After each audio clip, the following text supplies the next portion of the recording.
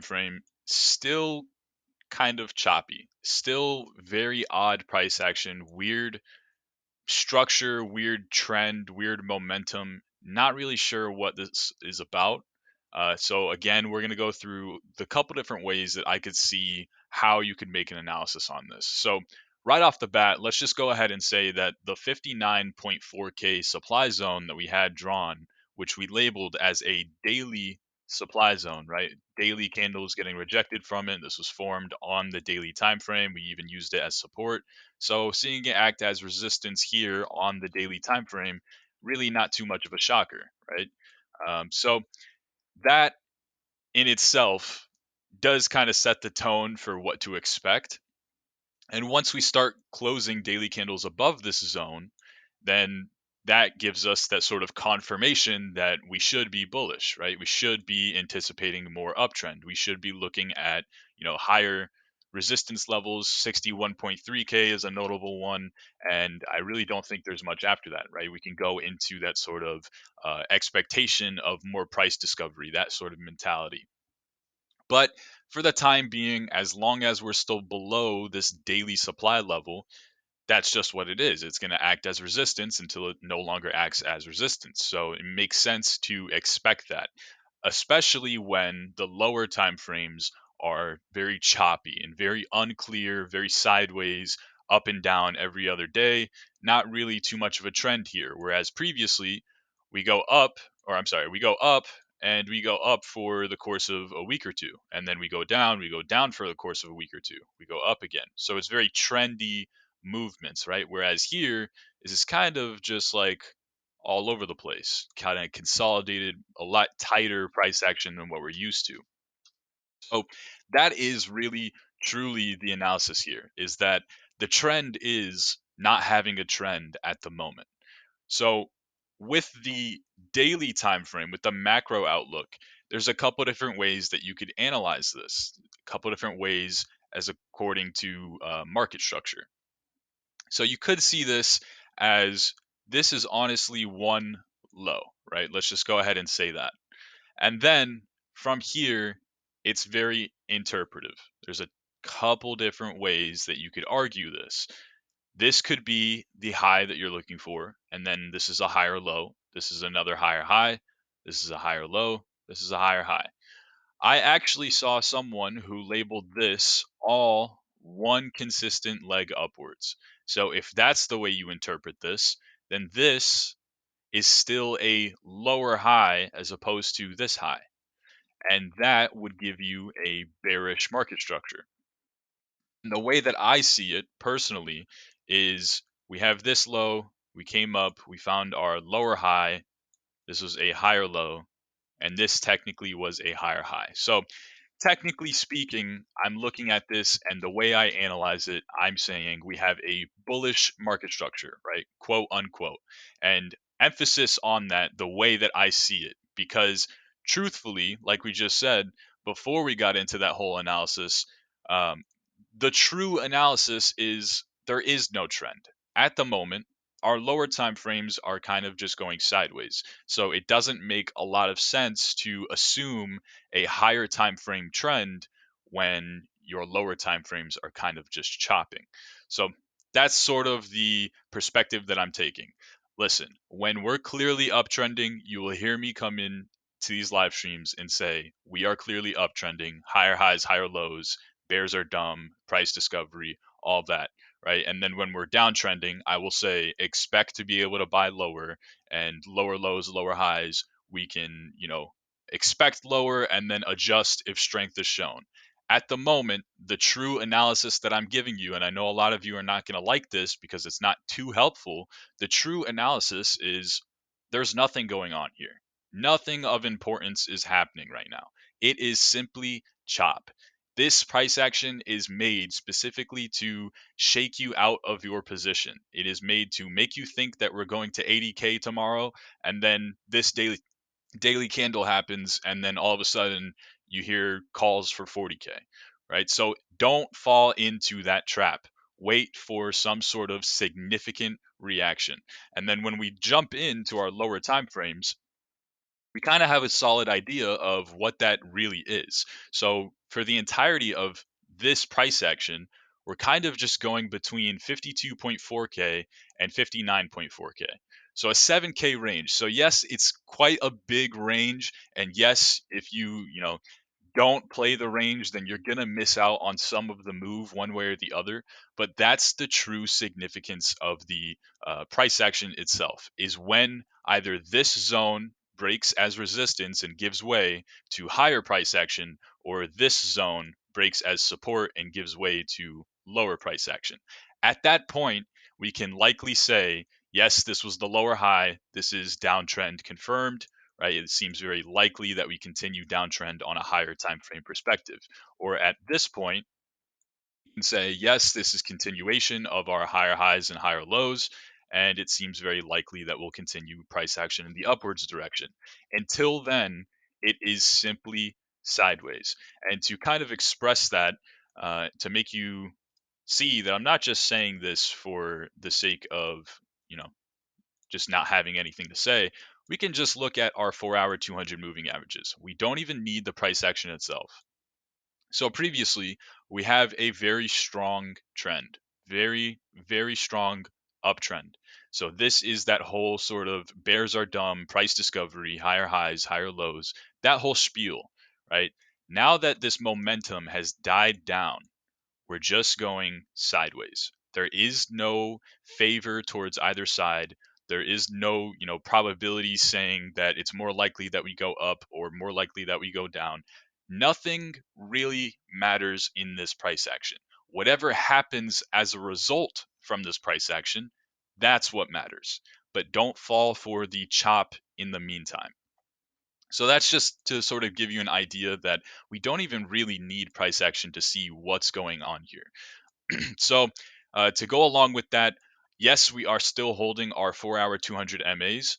Yes, they are acting as this key pivotal level. That's what we're used to them doing. But I want you to take a second and step back.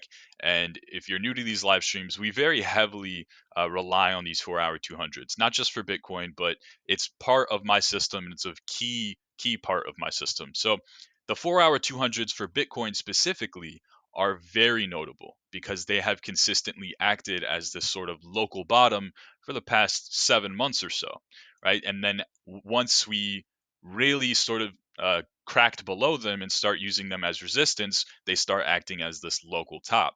So the 4-hour 200s have gone from acting as this key pivotal level to now all of a sudden we are chopping throughout them.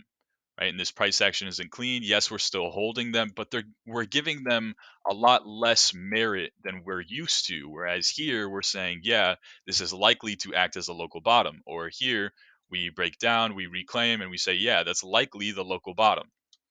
Whereas this price action is just, oh, if you assume a local bottom, you're screwed, right? And then we chop below, and then it looks like all hell breaks loose, and we're about to, go into this bear market, and then we just reclaim. And then, oh, you assume a local bottom, and look at that, we're at the same exact price that we were at yesterday.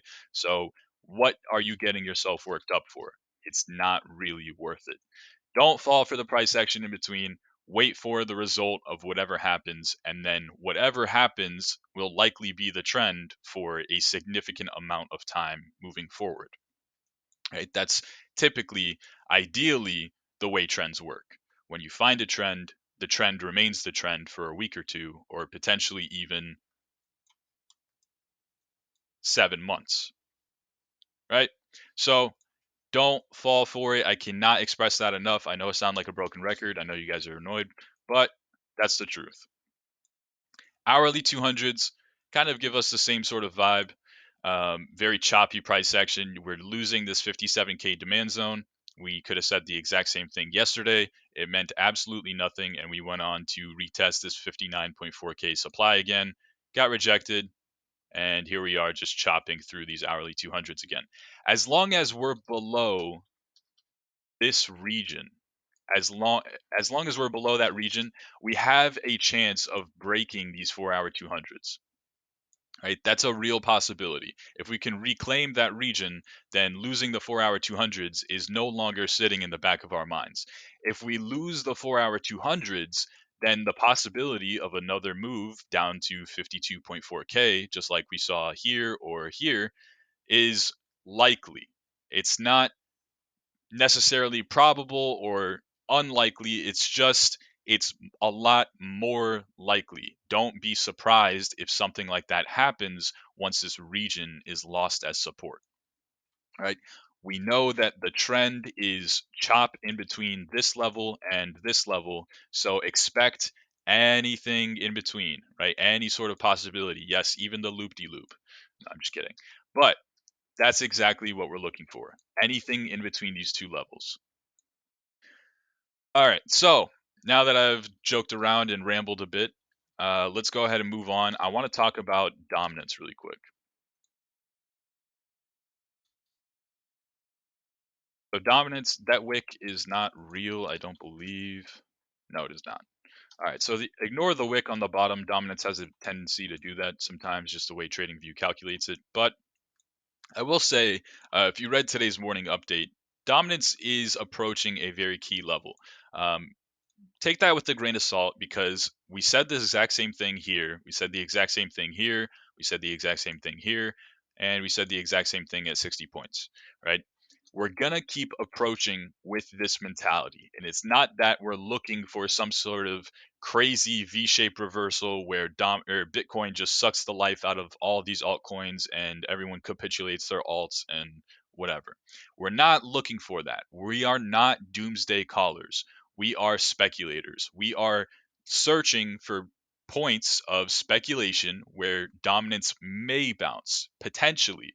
And if we see strength, then we can adjust, right? But we're continuously expecting lower and we're speculating for bounces in the meantime. Speculating meaning maybe you're just scraping some profit off of your altcoins. Maybe you're slowly increasing exposure back to USD or BTC or whatever it may be. We are speculating, but in the meantime, we are expecting the trend to remain the trend. And the trend has remained the trend for the entirety of all of this price action. We have been bearish on dominance since it made its lower high, lower low on the daily chart. So that would have been January of 2021. And we have nothing but lower highs and lower lows since then. All right. So we're going to continue expecting the trend until, at the very least, some sort of strength is shown. So what is strength for dominance? For me, the first sign of strength, the first light bulb that goes off in my head that says, all right, this time might actually be different than, you know, this time or this time or this time or this time. The first light bulb are these hourly 200 MAs. And it's because they have consistently acted as this sort of local top for dominance, this sort of ideal re entry zone where altcoins pull back, and that was your ideal entry on each one of these spikes up into the hourly 200 MAs. So, simply put, rather than speculating and adding some sort of context to, oh, this 44 point zone is going to be the bottom, and we could have said the exact same thing at 57 or 52 or 49, rather than speculating and trying to greedily apply some sort of context to the situation. It's much easier to just assume that the trend will remain the trend until you're shown otherwise. And we approach the market with this sort of mentality for anything that's in any sort of very strong trend, as well as anything that's in price discovery. If you guys have been watching these live streams, you know the way I work, right? I would rather just sort of sit in my hands and look like a genius rather than try and be that sort of middle of the bell curve, 100 IQ, if you saw the meme in chat today, and speculate every day or every couple days or whatever. So the first sign of strength is the reclaim of these hourly 200s, right? Simply put, if we're still below the hourly 200s, there's a chance that they might act as the local top, just as they've done here, or here, or here, or here, or here, right? or here or here or you get the point. There's still the chance that they act as the local top. So if you're a doomsday caller below the hourly 200s, you're probably too early. There's a very good chance that you're too early to be calling doomsday. Just like all of this price action, you would have been too early. So don't put yourself in the position where you miss the move if dominance keeps plummeting, but also don't be a doomsday caller. Right? Don't expect the reversal, but be prepared for if it happens. So that is the simplest TA that you will ever find on anything. Reclaim the hourly 200s probably means this time is different than the previous times, and that's it. And that would probably make you want to reassess your exposure to the altcoin market.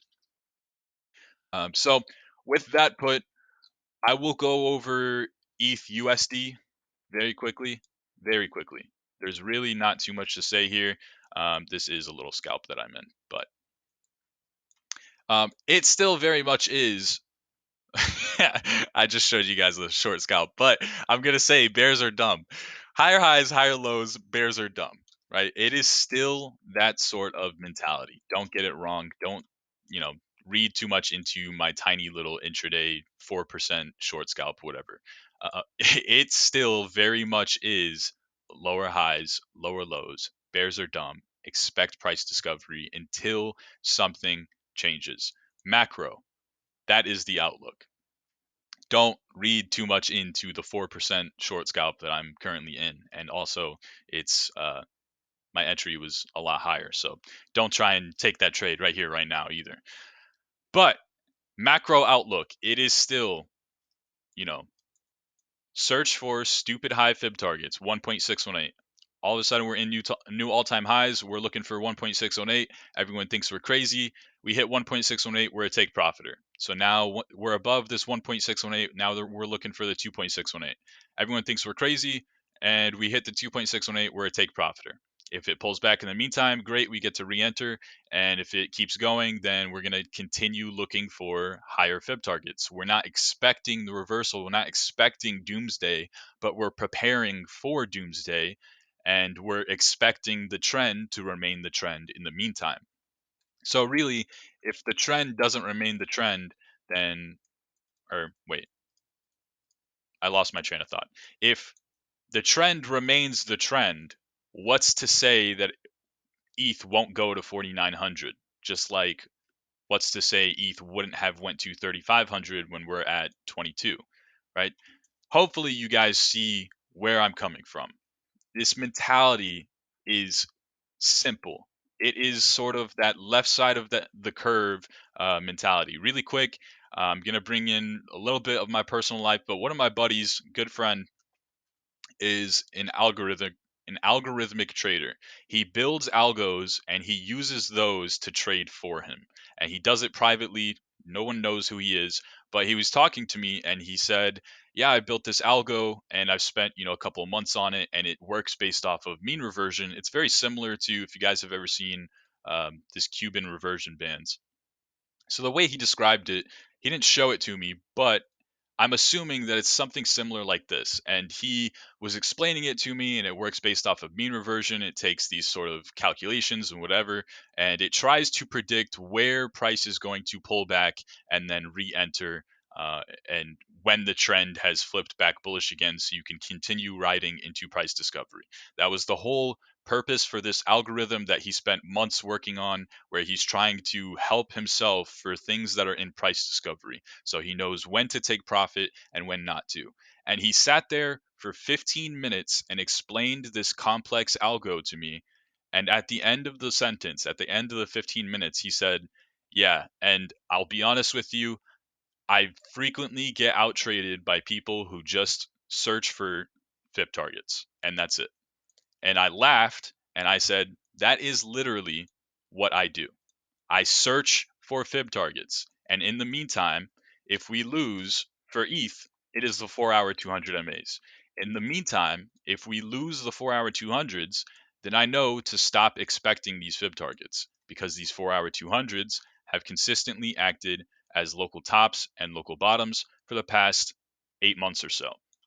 So If we're below them, I don't need to expect price discovery. I don't need to be that optimist. I don't need to hope for higher price targets.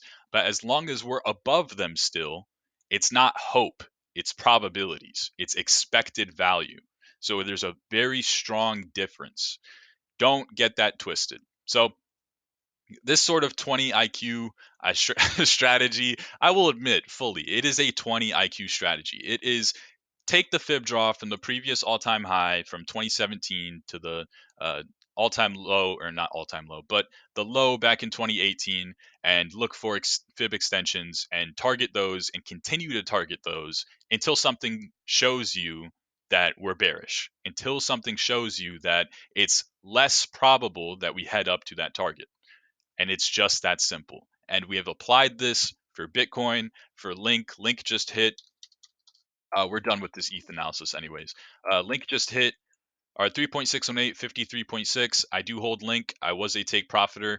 So we're just going to continue with this mentality. It is a very stupidly simplistic mentality, but it works. And it outperforms a lot of the people who are trying to buy the low, sell the top, buy the low, sell the top, buy the low, sell the top continuously. We're just chilling. And it's just that simple. Don't overcomplicate it. So that has been the analysis for ETH. Whether today ends up being the exact top or whatever, it has been the analysis for ETH for the past 7 months. So, um, yeah.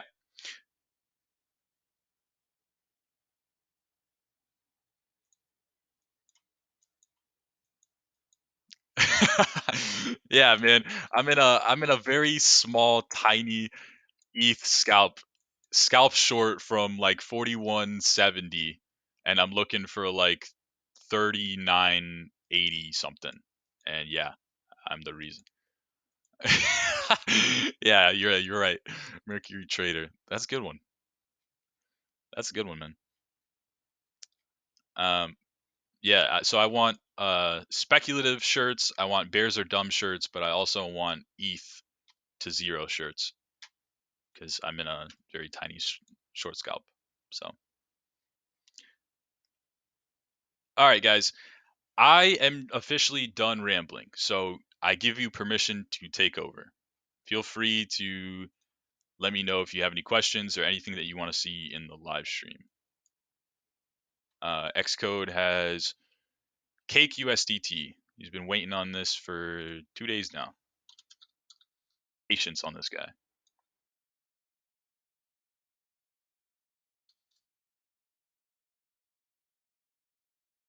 All right. Cake USDT, very similar. It's very, very similar. It's gonna continue being that sort of higher highs, higher lows, bears are dumb mentality. I would go as far as to say that this was the higher low.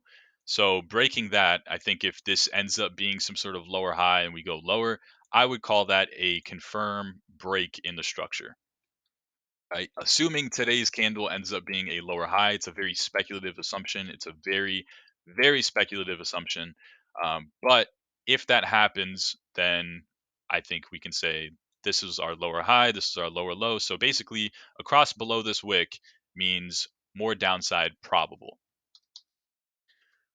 For the most part, fib targets get very well respected here. 1.618 local top, 2.618 didn't see much reaction, but 3.618 acted as a local top twice and then nearly came up to 6.85. Not quite, but definitely I would keep using these fib targets moving forward. So if we don't see lower high, lower low confirmation of downtrend, then we can say this is expected, this is expected. And then 4 hour chart. We can't say 4 hour 200 MAs. They haven't gotten tested. I would count this as a test, truthfully, but one sample size, really, how much can we put weight on that? I wouldn't say too much. I don't think that's a fair assumption. So I will say I do think there's 4 hour demand in this zone.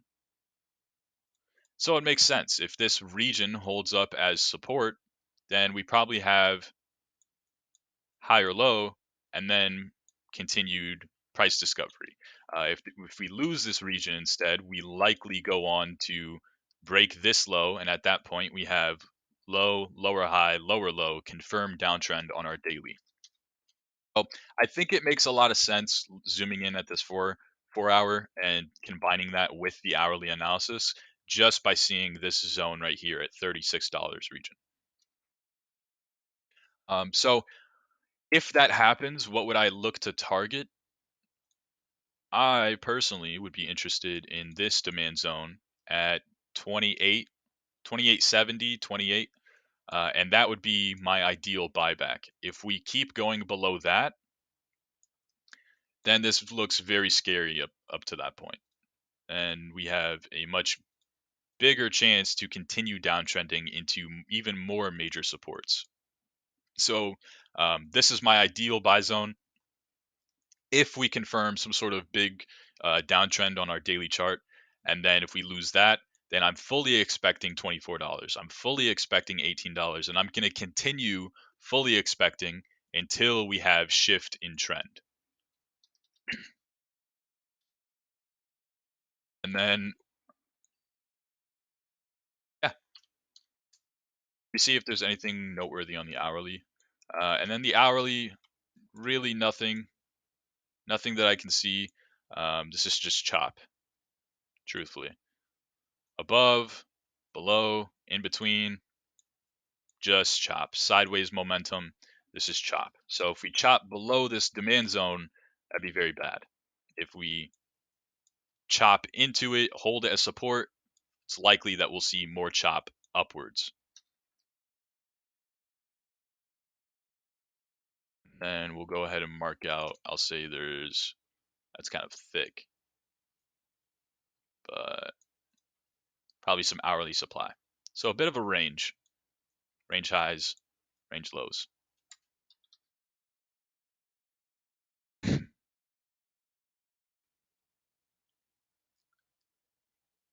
Is your handle actually Mercury or Melvin Capital? Oh, that's a good one. All right. You said Fat USD. You guys are funny, man. Oh my god. Melvin Capital.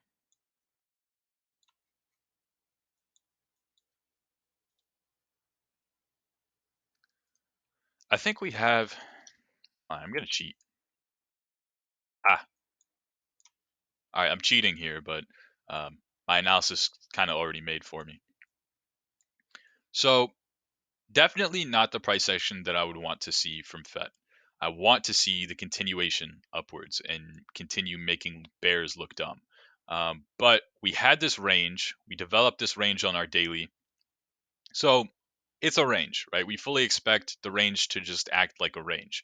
You buy range lows, you sell range highs. You deviate above, you fully expect continue of bears look dumb, right? You fully expect 6.85. Once you fall below the range, that's the deviation. We'll get rid of squiggles. This is now a deviation, close back below the range. You fully expect range lows again. That's kind of how deviations work. So from there, you continue ranging. Once you lose the range, you expect the breakdown. You expect 47 cents, 39 cents, 35 cents, so on and so forth until we see strength. Strength is higher highs, higher lows, not the percentage of the bounce. So we saw strength, right? We saw higher highs, higher lows on our 4 hour chart, even reclaimed these 4 hour 200s, consolidated in between them, broke out again, got rejected from range highs, and we're back where we started. We're below the 4 hour 200s, we're below this 58-cent demand zone, and we're probably fully expecting 48 cents, 39 cents, 35 cents over and over and over again until we can change that, until this goes from lower lows, lower highs to higher highs, higher lows. And until that happens, it's logical and actually probable to assume that this zone will get hit and this zone will get hit and this zone will get hit continuously until it's no longer probable. The real fun The real fun for FET when this goes absolutely parabolic is break out, reclaim this zone here. Once you do that, you can probably find a new fib draw and do high to low and 1.618, 2.618, all the way to 11.09 and go from there. But until then, until you start reclaiming levels, I would expect 48, expect 39, expect 35 over and over and over again. So if you sold at these or at this resistance or any um, breakouts higher or whatever, I think those are good regions to sort of slowly work your way back in.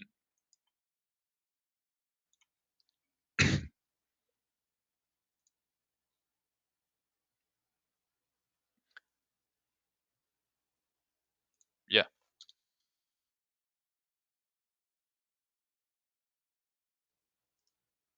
let's zoom out.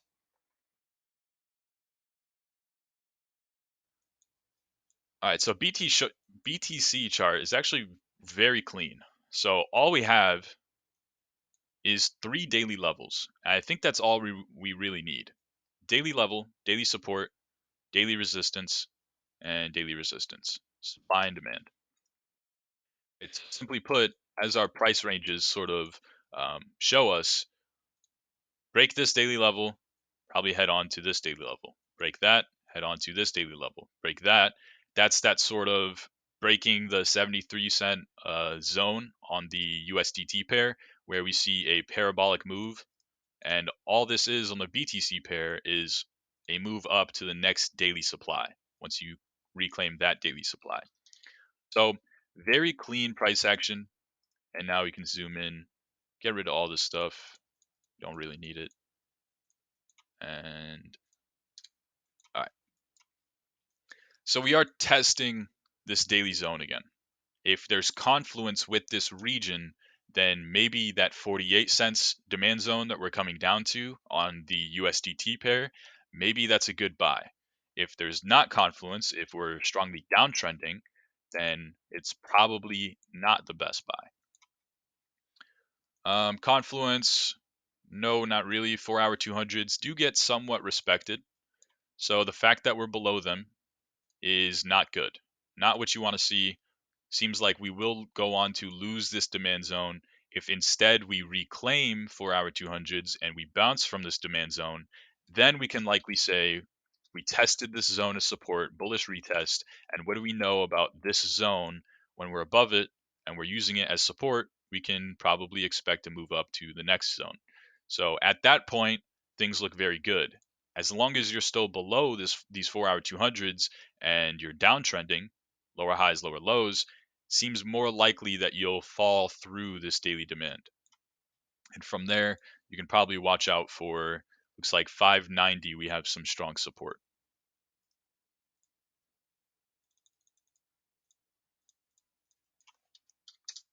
See. Yeah. Hourly, obviously very bearish as well. And honestly, hourly 200s get respected pretty well too. So definitely would want to see those reclaimed before getting overly bullish on this.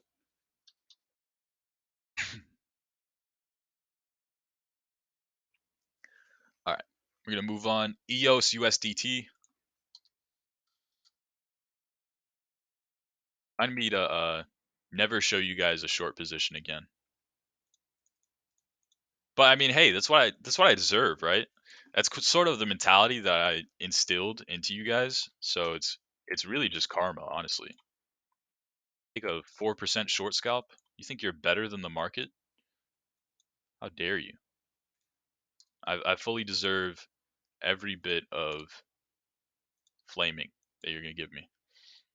But EOS looks like it's setting up for a nice long. We had this pre-drawn.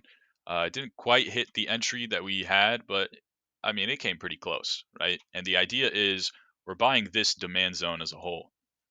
So this still looks like it has potential. If we fall through this demand zone, I think it's likely our stop gets hit. So what's the confluence in that region? I think we can zoom in and sort of uh, pinpoint it a little bit more, and we might even be able to move this stop up a bit. So let's keep it where it was. But truthfully, this is a very simple analysis. It is we are consistently making higher highs and higher lows, right? This is obviously very parabolic. Bears look very dumb. This, although it is price action, it's essentially price discovery because I'm going to assume not much volume got traded within this region, right? So essentially, we're sort of in price discovery in the sense that there's not much confirmed supply in that zone. If this is um, true listing for EOS, I'm not actually sure. But if it is, then that's the price action that we're using, and it's essentially price discovery. So looking for these crazy, stupid high fib targets is a valid scenario. And seeing how well our 1.618 got respected, I think they should act as pretty solid fib targets or targets in general moving forward. But let's go ahead and zoom in and see what sort of confluence were we looking for. So it was not the 4 hour because our 4 hour 200s are still very low, and our 4 hour market structure truly this was our last higher low before this move upwards. So this move is technically still a higher low, right? So we're still within the terms of the uptrend. We're still consistently creating higher highs, higher lows. It's just very parabolic, so it's very exaggerated. So it's not the 4 hour chart. 4 hour 200s don't seem to be perfectly respected anyways, so I wouldn't rely too heavily on them. And then we can zoom in and look at hourly. So hourly 200s do get very well respected. So I think the confluence was this region, and we're buying daily demand along with hourly 200 MAs as sort of confluence. So that looks like a solid setup to me. I think even still, if we come back down into this region, once again, I would still be interested in this setup as a whole. If we lose hourly 200s and we lose the daily demand zone, then you might even want to just consider cutting the trade entirely. It's likely to go onto your stop loss. So we can possibly just even move this up a bit and give ourselves a better RR.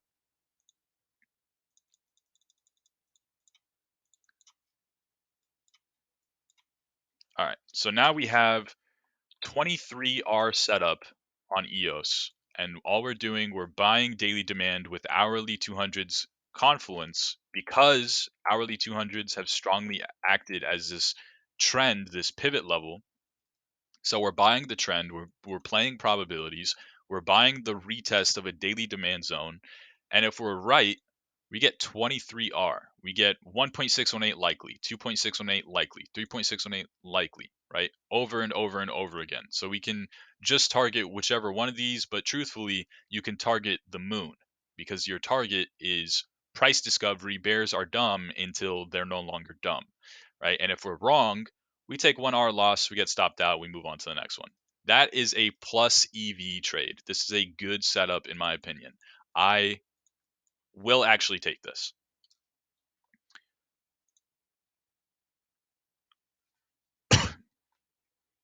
VeChain USDT. My keyboard likes to spaz out every now and then.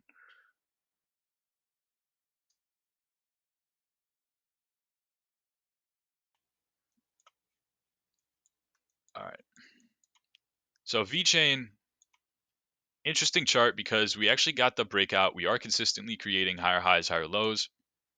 We were ranging for a bit, got the breakout. Now this is a bullish retest. Today's today's candle is technically a bullish retest. Yesterday's candle would have been ideal bullish retest and then move upwards into your next daily supply zone. Things don't always work out that perfectly, but here we are bullish retesting the exact same zone again. The more it gets tested, the more likely it is to break. And break, I mean give out as support. And then from there, we likely see another move down to our next daily support at 18.4. So bullish retesting daily demand zone. 4 hour, we can kind of just see this is higher highs, higher lows. This is still higher low. This is lower high. So break in structure, break in the norm, break in the trend. If we continue, make a lower low, it's likely that we see pullback into our 4 hour 200s, 18.7 demand zone, right? Lines up nicely with the daily analysis. Is there a setup for us here?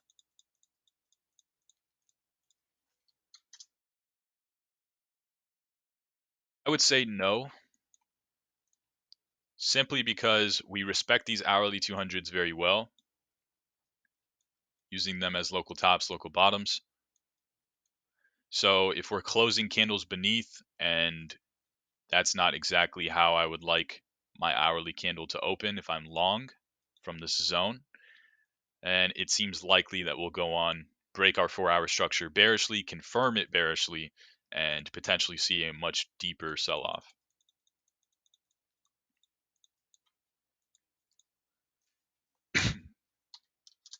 So, not a setup at the moment. 15-minute 200s do get very nicely respected. So, I do think while there's not a setup at the moment, even though we're at daily demand, we are at daily support. I do not see a setup. But I would say there's a setup, pull back. You can just long the region, give it a nice loose stop loss. Simply just look for high side of the range, right? And then if we instead flip the trend bullishly again, if we hold this demand zone, looks like we're not going to, but if we do hold this demand zone, then up to about here, when you reclaim this 15-minute 200s, reclaim the trend, that's when it seems likely that you'll get the breakout either into a lower high for consolidation, right? Or higher high into the supply zone. So sort of a plan A, plan B.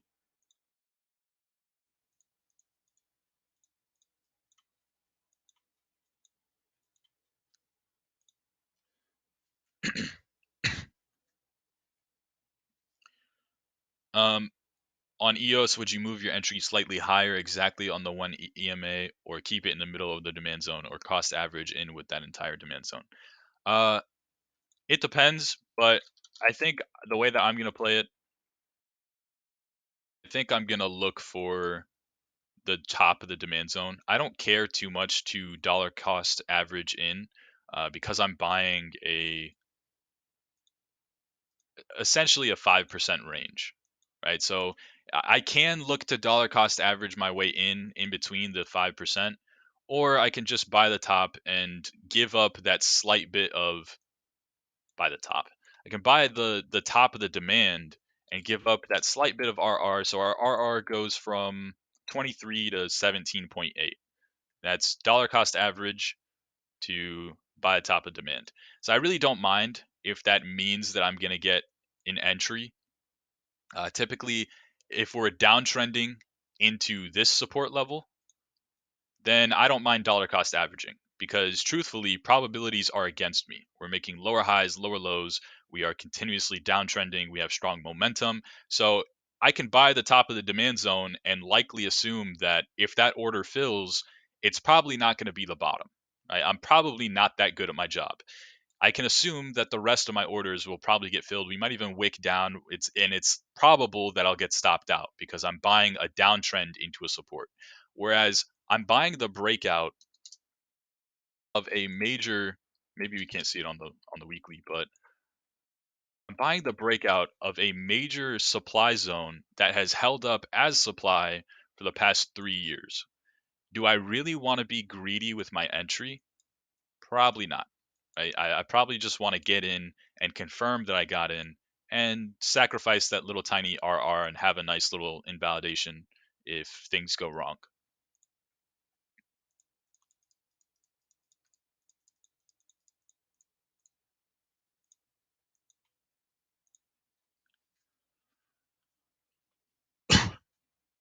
IOST, USDT. I apologize for coughing in the mic, guys. I'm still not fully back to normal.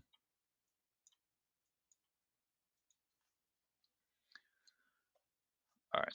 This does look like a bit of a range on the 4 hour chart.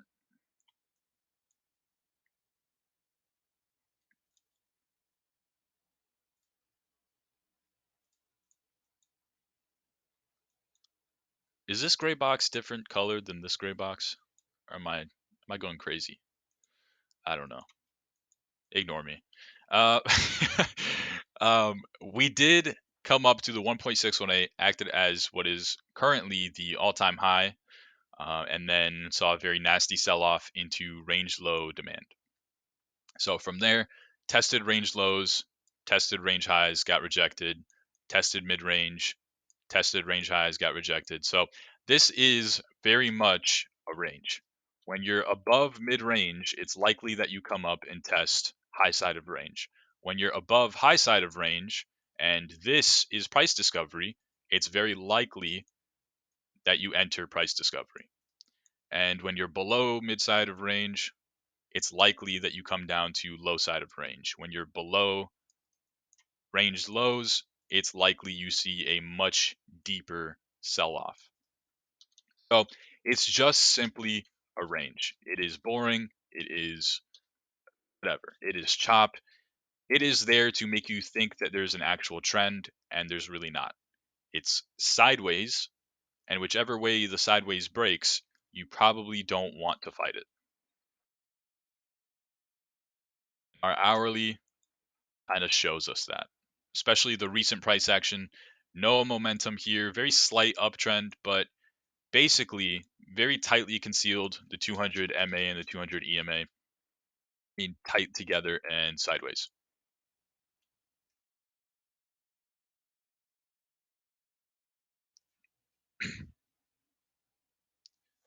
One second, guys.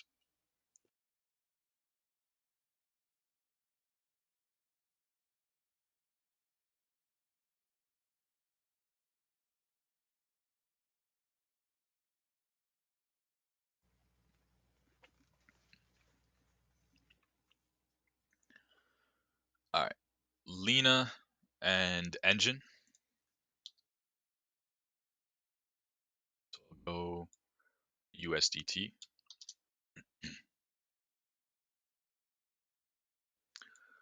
All right, there's probably not enough price action for me to actually make an analysis here, but maybe on lower time frames.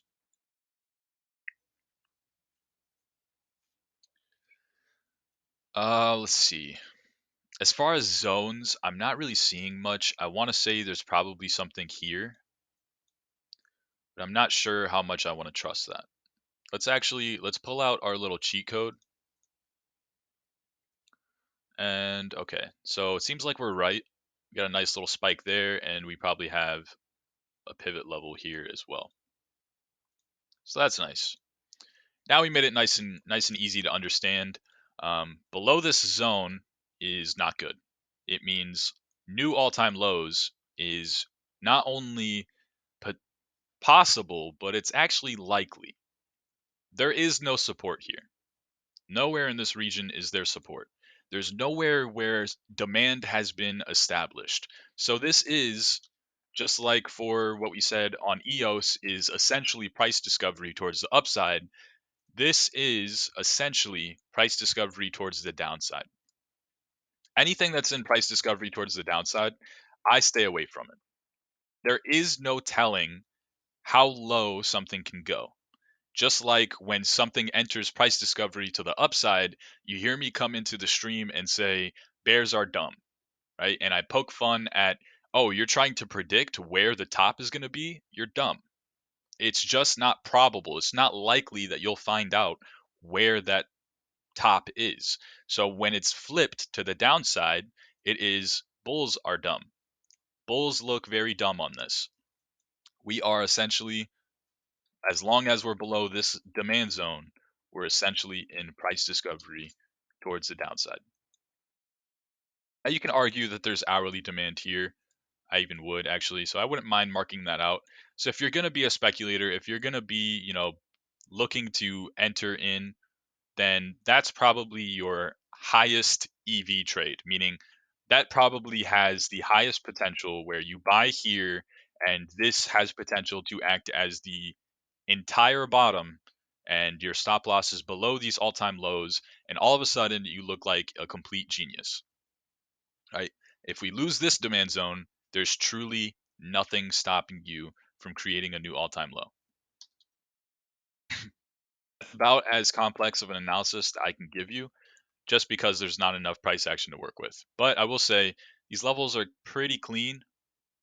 This is a nice pivot level. This is a nice pivot level. You reclaim this, you can probably see another 15% or so into your next supply zone. You reclaim that supply zone, and just like we said for the downside, it's likely that you see more price discovery. There's probably hourly supply somewhere in this region, but it's not thick, it's not too notable. You probably see price discovery from there.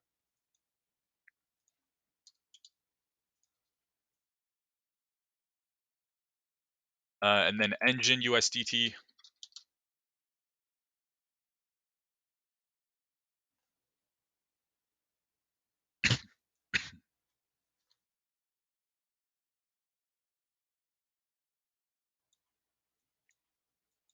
All right, this is another one that's in one of those ranges.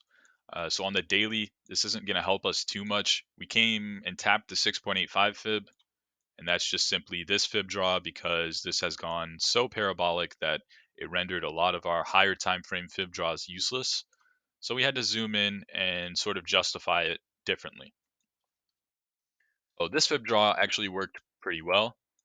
There we saw 1.618, 2.618, 4.236, and 6.85 all get very nicely respected. So the reason I'm mentioning that is because if we reclaim trends, then I would continue searching for these fib targets 6.85, 11.09. As long as we're below the 4-hour 200s, I don't see that as probable. And not only are we below them, but we had consolidation, broke down, uptrend, and downtrend, lower highs, lower lows. So very choppy, very sideways price action. It is technically bearish market structure as of right now. High, low, lower high, lower low. So technically bearish for the most part, sideways, right? Take a look at the 4-hour 200s, sideways price action. But as long as we're below them, I'm not optimistic by any means. I'm expecting this demand zone. That's a nice bet region. That's a nice, if you sold here, then you might want to look to reallocate here. If we lose that, it's likely that we go here. If we lose that, it's likely that we see 138 continuously. And once we reclaim these regions, once we can slant them upwards again, slant that trend upwards, reclaim this demand zone, reclaim that demand zone or zone as demand, then it's higher highs, higher lows, bears are dumb, price discovery. Until then, not very optimistic on this. This looks very scary to me. And then we can zoom in a little bit and see what does our hourly say? And hourly says hourly 200s get very nicely respected, consistently acting as local tops, local bottoms. So as long as we're still below them, I'm not going to be the hero trying to say, oh, this was the bottom, or oh, this was the bottom, or oh, this was the bottom, right? I'm going to be safer and assume that my buy orders at 219 will get hit. My buy orders at 175 will get hit. My buy orders at 138 will get hit. And if they don't get hit, and instead we reclaim the trend, then great. You just cancel these, you enter here, you assume the trend.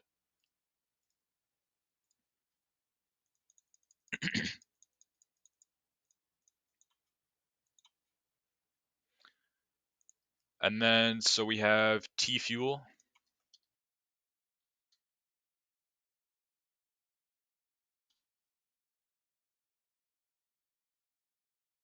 Everything's pulling back right now. Is the market selling off? Bitcoin at 55. My ETH short doing pretty nice. I'm sorry.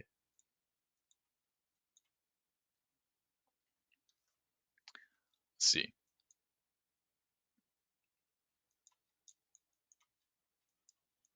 This is an insane looking chart. I will say that. Um, do we even bother drawing a fib on this? Is that going to help us? 11.09, not help. What about this one? Nope. I don't even know if we can justify this. 1.68 got respected. Nothing else got respected. 6.85. That's solid. This got pretty nicely respected a couple times, so we're gonna keep this on. So daily, very odd analysis. So we're just gonna skip it entirely. I truthfully don't know what's going on there. As far as 4 hour though, I would say we have 4 hour supply in this region, and then 4 hour demand right about here. So yeah, this is choppy. This is weird. We had very crazy deviation toward the upside and obviously very crazy deviation toward the downside. But for the most part, this is sideways. Uh, Very similar to a lot of the other altcoins that we took a look at today. Not too much of a trend going on right now. This is technically still bullish. Low, high, higher low, higher high, higher low, higher high, higher low, higher high. This is still a higher low, right? And we're coming towards our 4 hour 200s. So ideally, this finds its higher low there. But remember, this is the range. So if you see some sort of choppy price action like this, don't be surprised. That's exactly what ranges are for. You tap this zone, you go down to this zone. No surprises there. Hourly kind of agrees with that. Also, very choppy. Previously, a little bit of a trend. So we saw hourly 200s act as resistance a couple times, local tops, saw them act as local bottoms. Slight deviation, tapped our range low, immediately reclaimed and saw them move up into range high. And then here, saw hourly 200s act as local bottom. So me personally, it's not worth it for me to bet on something like those 4 hour 200s here if this is chop and we lost our hourly 200s. We lost the hourly trend, right? We lost what was previously acting as local tops and local bottoms. We're now trading below them, meaning it's more likely that they'll act as some sort of local top on a bounce before another lower high and then continuation of the choppy downtrend. So personally, if we see T fuel at 32 cents, I mean that's a buy, right? We're just buying range lows. There's not really too much thought that goes into that. We're just buying the range, expecting to be able to sell at the range highs, and that's it. But I'm fully expecting to reach this level. I would be surprised if the trend does not remain the trend and instead we reclaim. And then from there, it seems likely we head up to test this resistance level again and then reclaim the resistance level. And nothing's really stopping you from heading up into new all time highs, right? So you can target 11.09 or maybe even draw a new fib, go off of that, look for price discovery from there. But until that happens, um, chop, sideways, range, and then within the range, choppy downtrend. Market selling off, EOS at entry.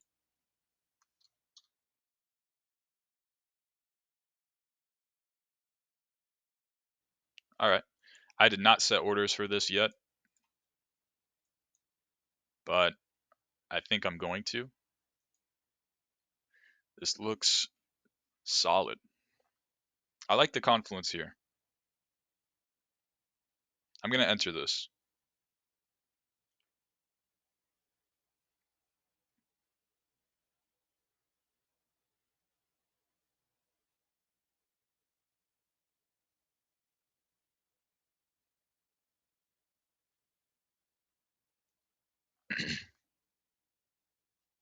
Give me 1 second here, guys.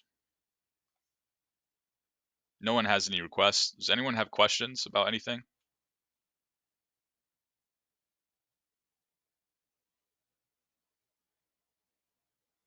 Oh, ETH hit my TP too.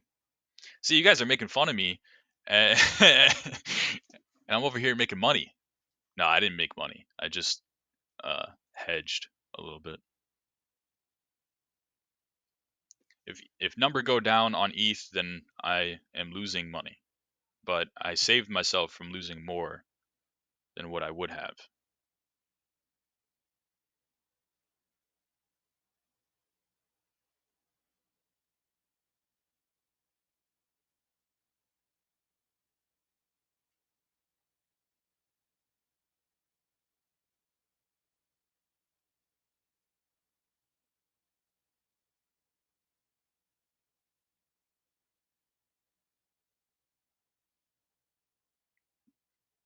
Everything's pulling back right now.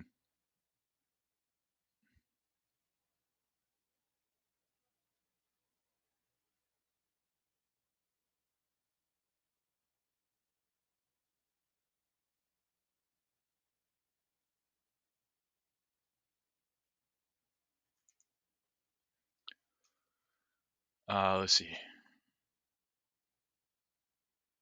I'm going to enter this, my favorite thing to hear on a live stream. Yeah. I hope so. A lot of the trades that we enter on these live streams do pretty well. But definitely still manage your risk. This is 18%.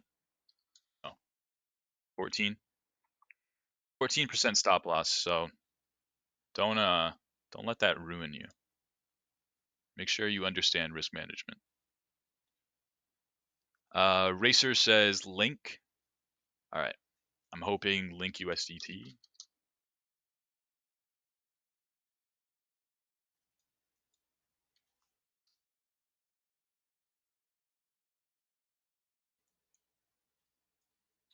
This chart is a mess, isn't it? Man. All right. So really, that's pretty beautiful that it came up that close to 3.618 and 13% rejection. I mean, you can't really ask for more than that. Looks like we have a 4-hour demand zone at 4370-ish, 4380-ish. Looks like they're coming down into it right now. Let's actually see if there might be a setup here as well, potentially. Not quite. No, not really. I mean, listen, to be honest with you, yes, I see it as there's demand here, but I like to remain humble. I'm not going to assume that the speculative gray box that I have drawn on my chart is going to hold up the break in structure that we just had in the form of a lower low. I'm not that confident or dumb, however you want to put it. I'd very much assume that we're going to keep going down unless I have some sort of confluence to go along with this idea. So the confluence is probably at this 3890 region.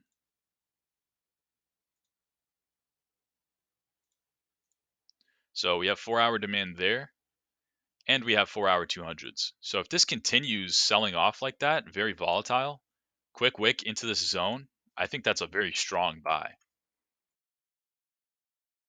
And I would look for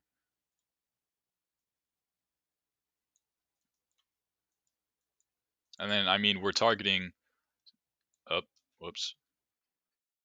Targeting supply zone, price discovery, price discovery. 10-hour trade on a deeper pullback. It's already halfway there. So our EOS trade is probably already not looking too hot, huh? Oh man. This might get stopped out within the same stream. That's not good.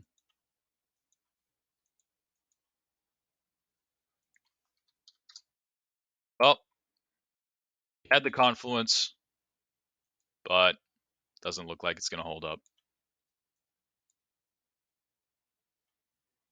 Hourly 200 is not even loading. That's ugly.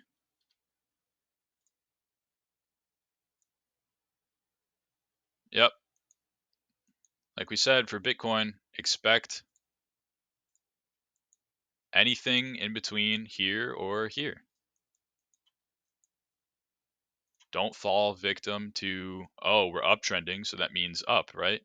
No. When you zoom out, it's sideways.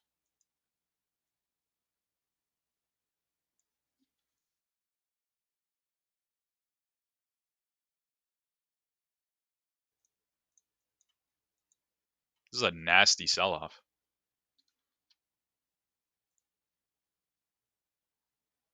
Wow, ETH's at 3,700. Man, I should have held my short. Shit, man.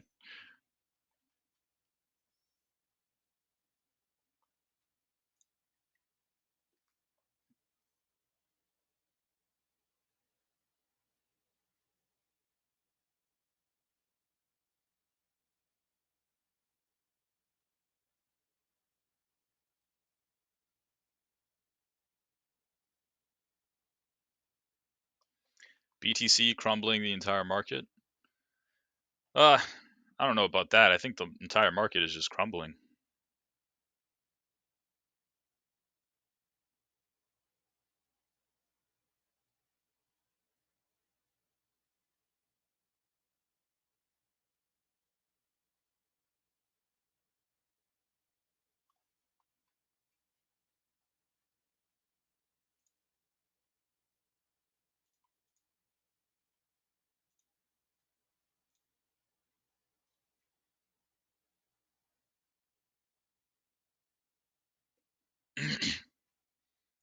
This looks like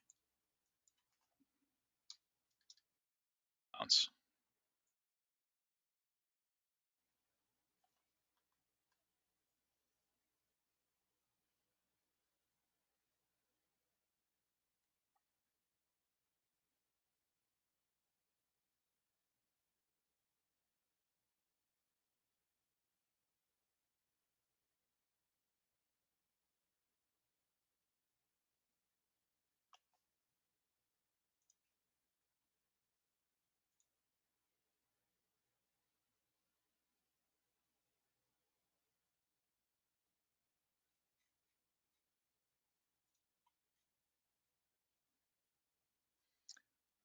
I'm just watching right now, guys.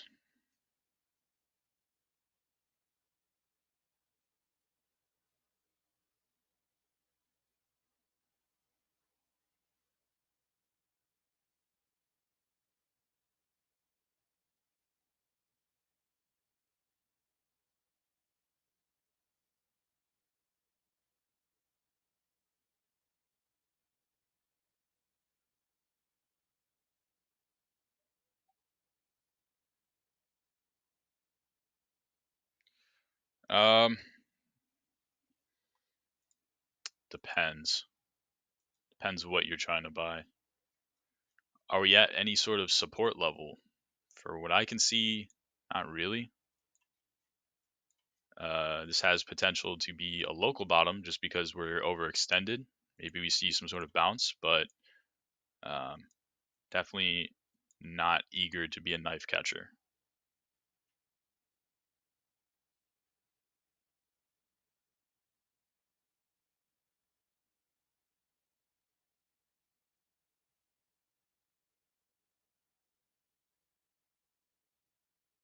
Let's see, how's that EOS trade doing? Like it's bouncing. Nearly came to my stop. Might see a little bit of a rebound here.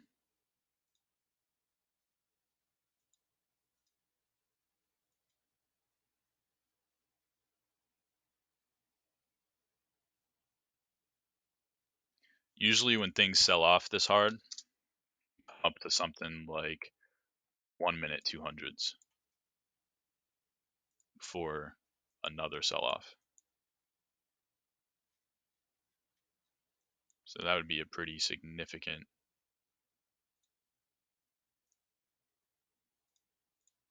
3% on Bitcoin, potentially. And that would be a nice bearish retest of the zones that we're looking at.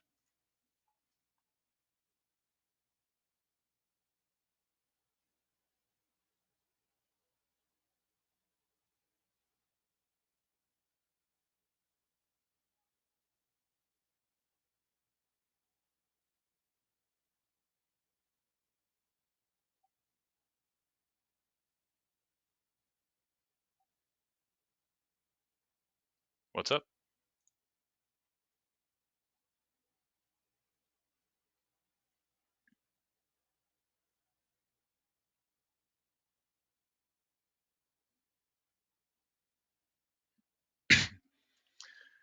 Yeah, it's just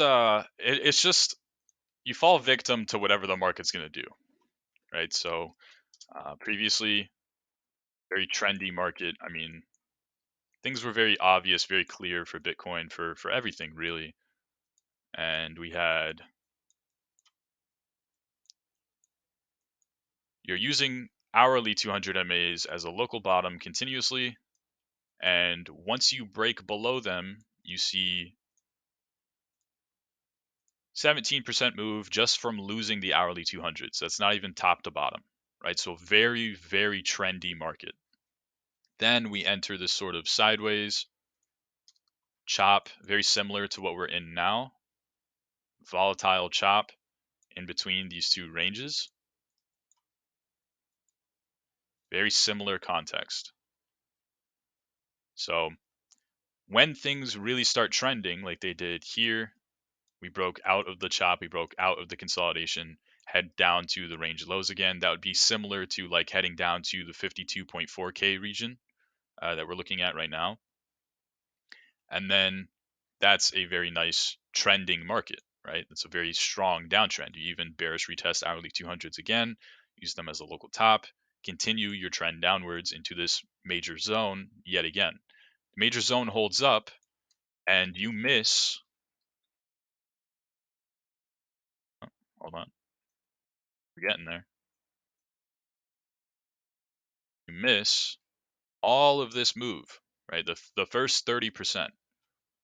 You get the pullback, the trend holds as the trend, and then you see it continue to be the trend for 80% and 3 weeks, right? That's a trendy market. That's not what we're in right now. We're in this phase where it's kind of just going sideways. It's kind of just volatile chopping uh, in between major levels.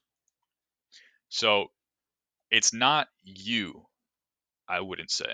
I don't think it's you failing to get in on the momentum quick enough. I think it's there is not enough momentum. Um, Even like with something like algorithms or MA crosses or whatever it is that trades based off of momentum, trades based off of trend, they tend to fail in market environments like this, and they tend to fail very hard. Anyone who's a um, coder or a developer of algorithms will tell you it's very difficult to make anything that thrives in this sort of scenario. But I mean, we expected this, right? Lost 4 hour 200s. As long as we're below the hourly 200s, seems likely that we'll break 4 hour 200s, right? That possibility is still lingering. Finally, we closed this 4 hour candle below them. Didn't know that we were streaming, but yeah, volatile sell off to follow. Wouldn't necessarily say that it's done. Might get a nice bounce, but how often do we see nice bounces just for them to mean absolutely nothing?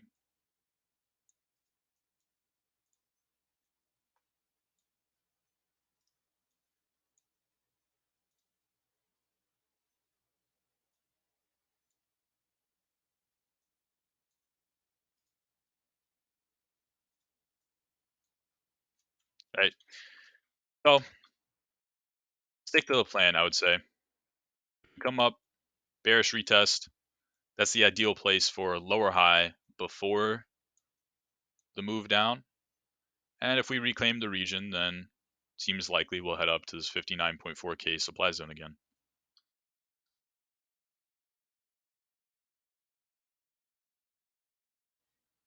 Should we be looking at entering EOS or hold off?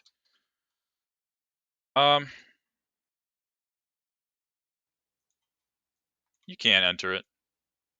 I'm entered.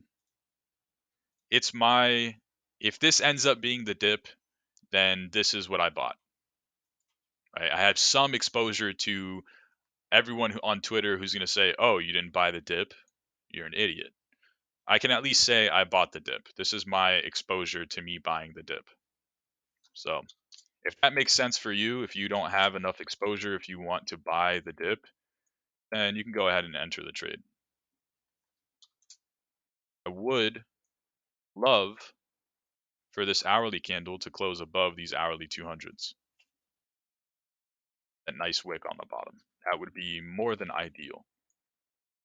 If we close candles below them, seems very likely I'll get stopped out.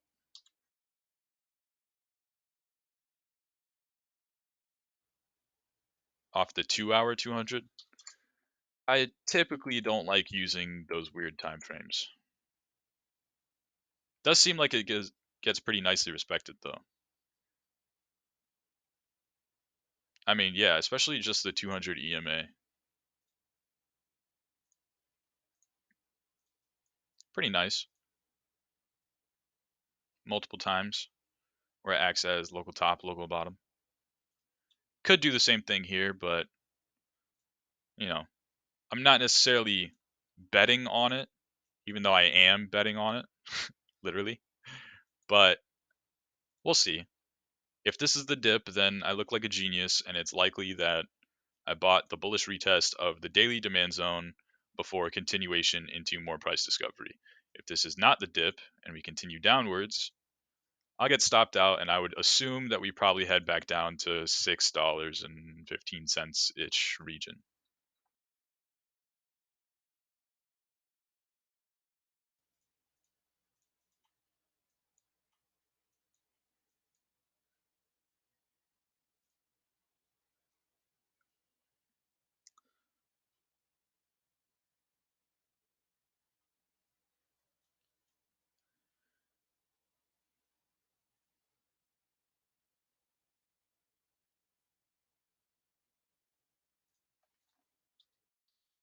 Did Link come down to that demand zone?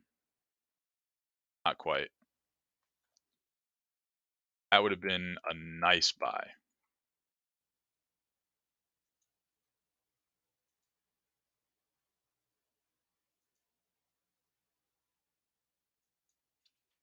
Let's see, how are things recovering? Hmm, about how you would expect after a crazy sell-off like that. I shorted at the beginning of this live stream. I had a scalp short for ETH from 41.60 to 39.80. Yeah, 4%. And I could have had all that. Oh well. Coinbase trading at a premium.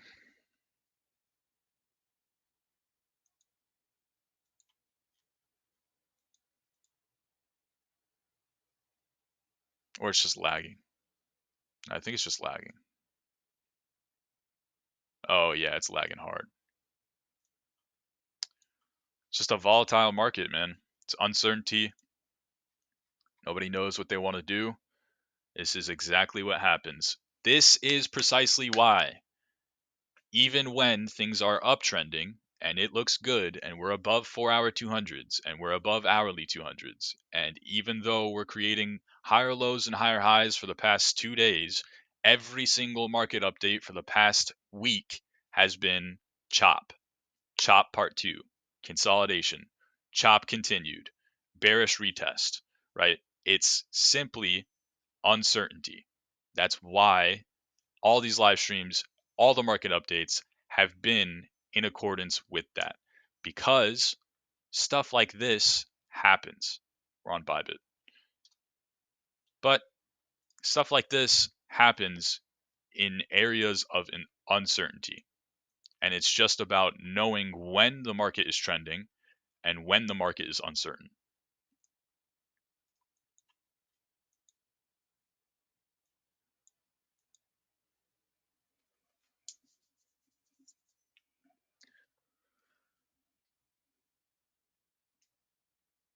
All right. Our live stream kind of got cut short because this market volatility. I wish I would have bought more dips, but I don't see anything here to buy. right? Unless we're trading mean reversion. I like using these Cuban's reversions bands, but unless we're trading mean reversion, which I probably would have had an entry here, entry here, entry here. So probably wouldn't still be underwater right now if I was trading mean reversion or stopped out. So truthfully, I would love to look like a genius and make quick money right now, but I don't see a level, especially live. If we could get a scalp live, it'd be great, but I'm just not seeing it. If we come down lower, if we see more volatility to here, then that's a good bet.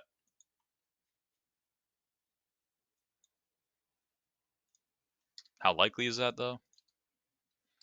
Who knows? Looks like Martian is sending some signals, or it's JC. One of the two.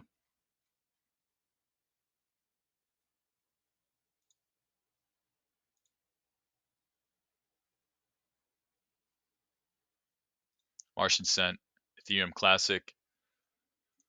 Pretty similar idea that the EOS trade looks like.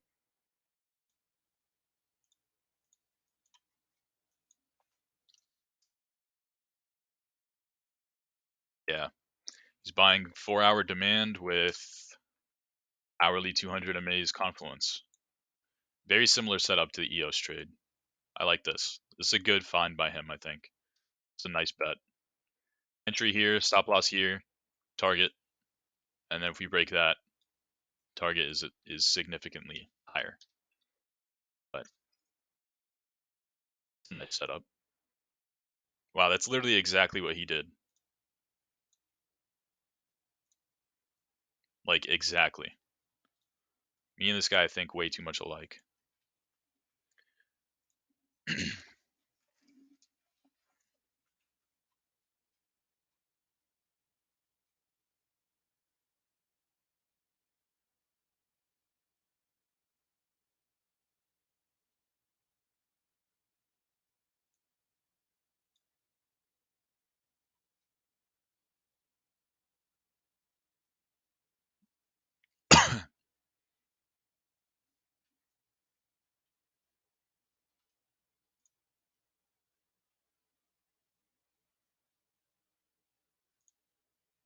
Man, I would have loved to get this link entry.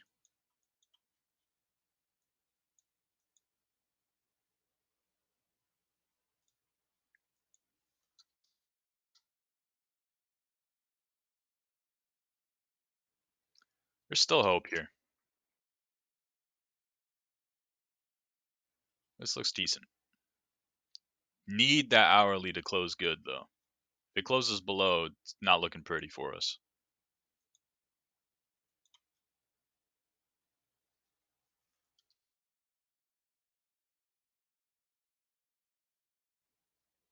And we dumped on 4-hour open. Is that funding?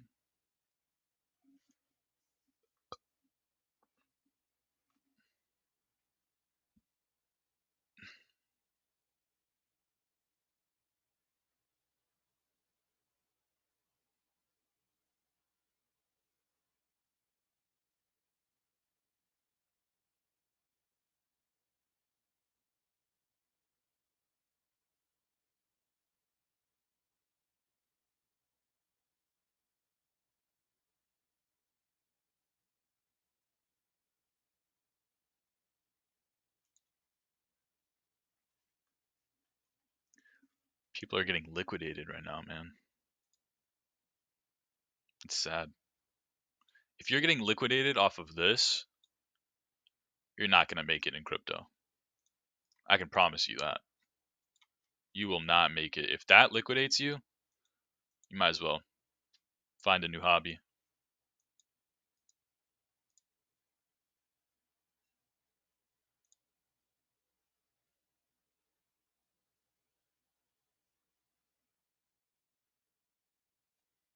Um, I mean, I don't really know. If I'm kind of done with the stream. We kind of got cut short, but if you guys still want anything, I mean, I'm still here, man. I'll be hanging out for another 10 to 15 minutes at least, just because I kind of want to see how this plays out.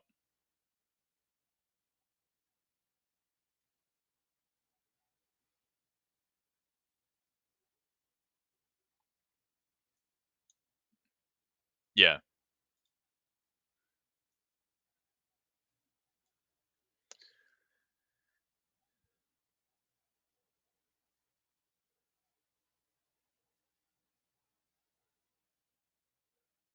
yeah.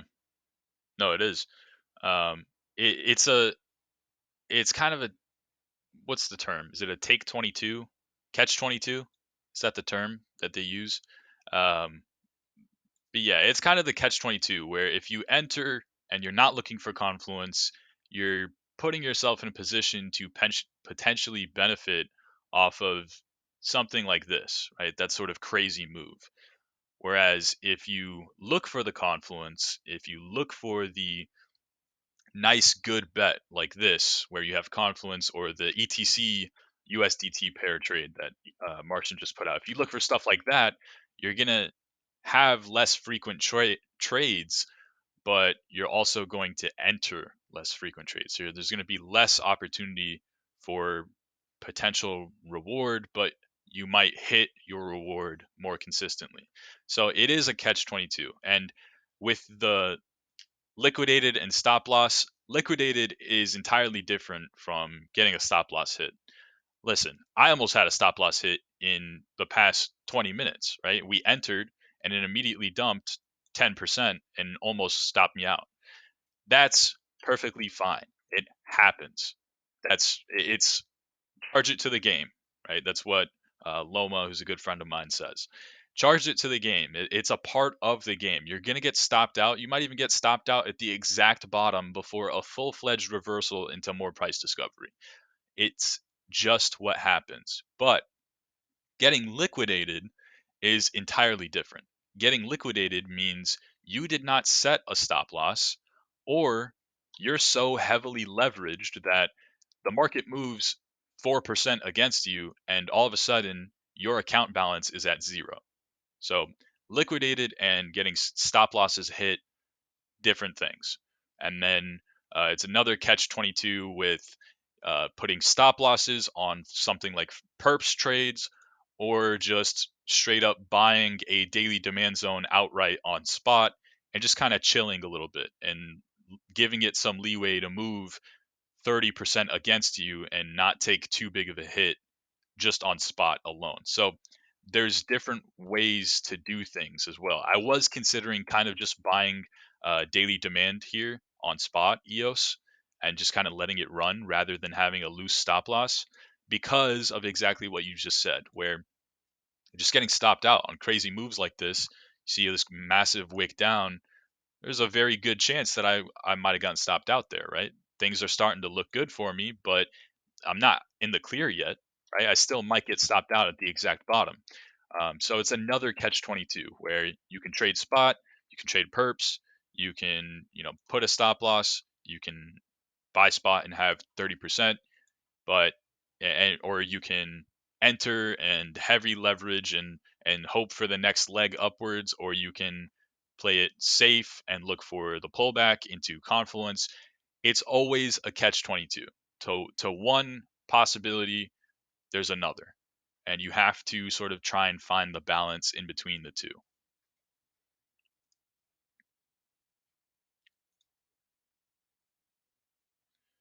Let's see. BNB USDT.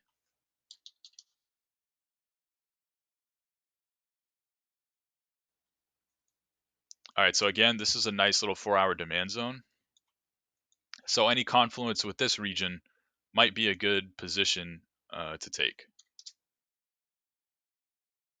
Hourly 200s, we did lose them, so not the greatest. I do want to see confluence with that region. That's ideal. I'm not just looking to buy this region outright and then assume that me marking random gray boxes on a chart, I'm a genius and we're going to reverse from here.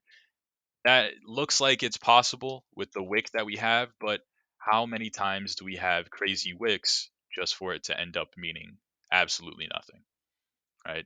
So this was what I would say the ideal setup, and this looks a lot scarier. This looks like we lost the hourly trend, and unless we manage to close candles above it again, then I don't see too much of a reason to have FOMO here. And then on top of that, we have hourly supply at 675-ish. So if we do reclaim, and let's say you miss this move, and there's a chance that you catch this move.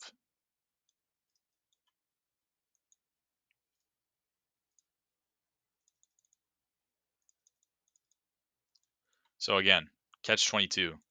Do you buy the 4-hour demand zone on spot, kind of give it some leverage, or give it some leverage, give it some room to run? You know, if it pulls back 30%, then you're not taking too big of a hit because you positioned yourself accordingly. Or do you buy this demand zone, have a loose stop loss? To be honest with you, I would have my stop here. So I most definitely was getting stopped out at the exact bottom for this trade had I drawn a setup for BNB. And that's just me being honest with you. If I drew a setup for this, instead of buying spot outright, I'm buying top of the demand zone. I have my stop loss below this low. This is exactly what my setup looks like. I got stopped out, right? That's just how it works. So again, catch 22. It's always going to be like that. Can we look at Doge?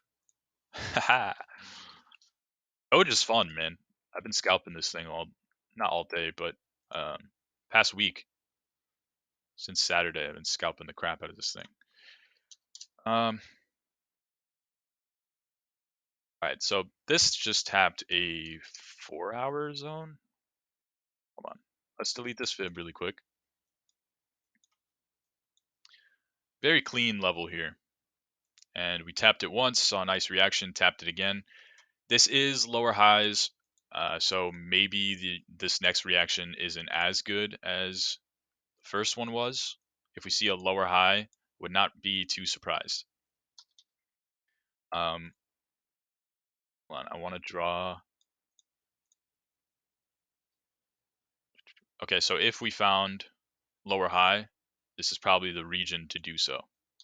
And we can zoom in and look for any confluence with that idea.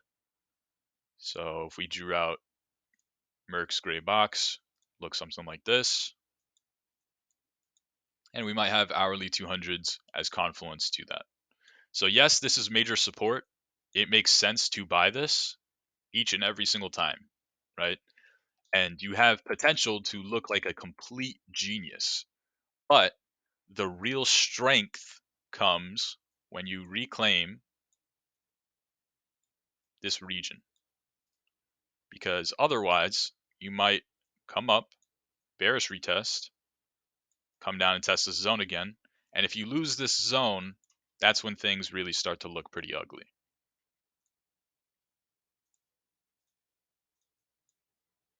That's when I would look for 33 and a half.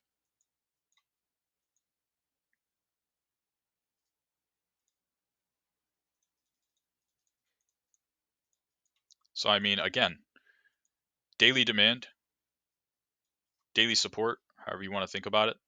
Perfect tap. Perfectly tapped.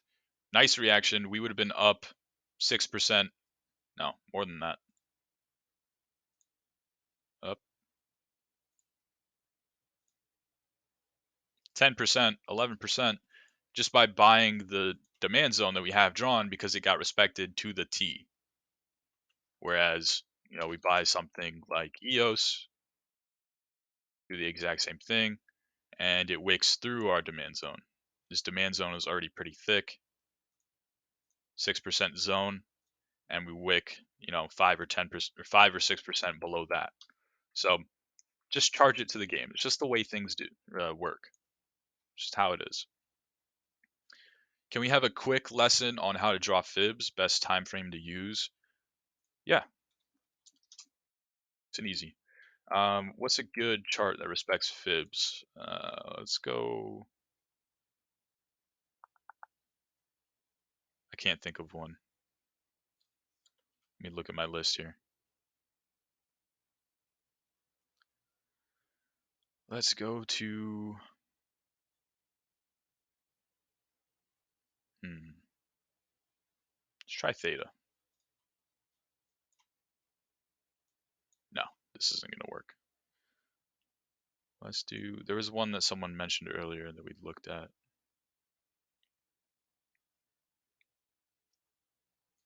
Is it IOST?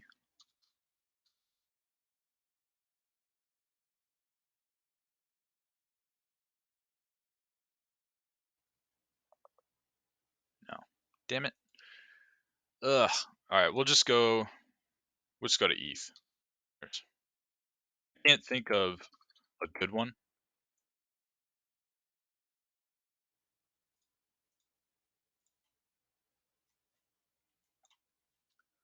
And actually, you know what? Let's go to a clear chart.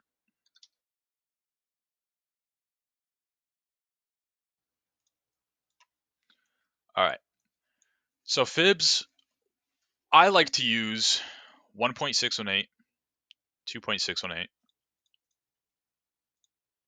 3.618, 4.236, 6.85, and 11.09.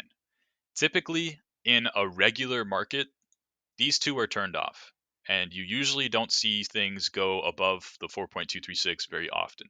So the 4.236 is kind of looked at as that sort of ideal top, or if you're using fibs for price discovery to the downside, it is looked at as that ideal bottom, right? It's the ideal region for a major market cycle to top out.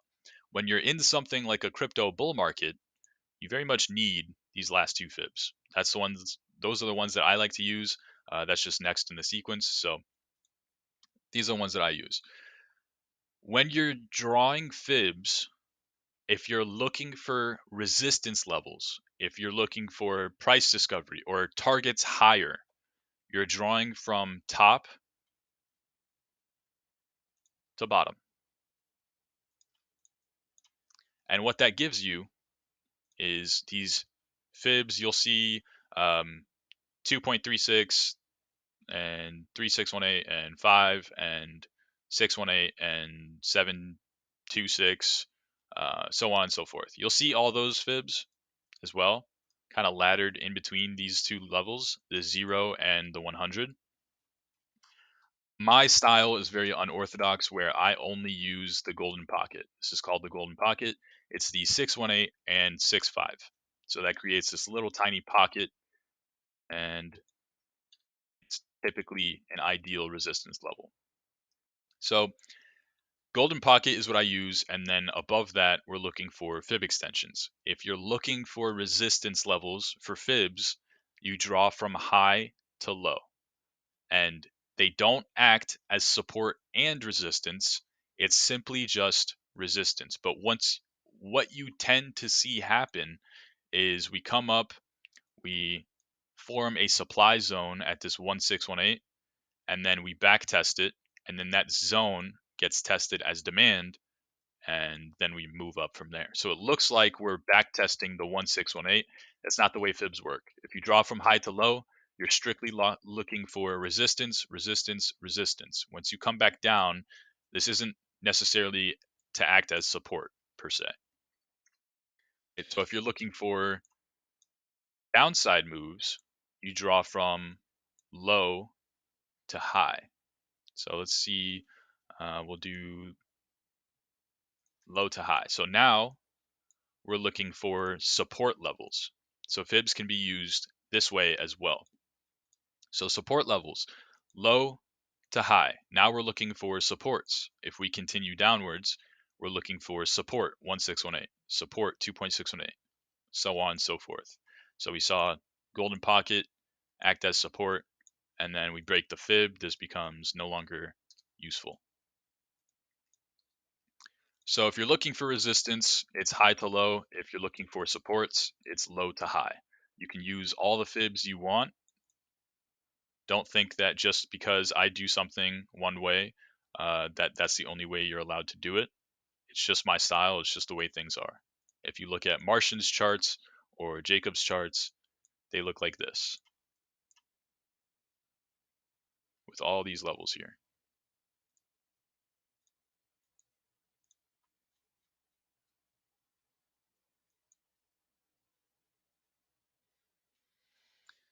If my liquidation is 0 and market is shaky like this, do you set up a looser stop loss so you don't get wicked out? If your liquidation is 0, your liquidation has nothing to do with your risk management. Your risk management is how much of your portfolio are you willing to lose, right? So I can't come up with that number for you, and what I'm going to do if my risk is fully managed and my liquidation is 0 is entirely different than what you should do. Your risk management is based off of you and your situation and your portfolio. So if you're risking $10 per trade, then apply that risk management. If you're willing to lose your entire portfolio, then apply that risk management. I really can't tell you what to do. Do I set a looser stop loss? I set stop losses at places of invalidation, not based off of my risk management, right? So my risk does not determine my stop loss. My stop loss determines my risk. Hopefully that makes sense.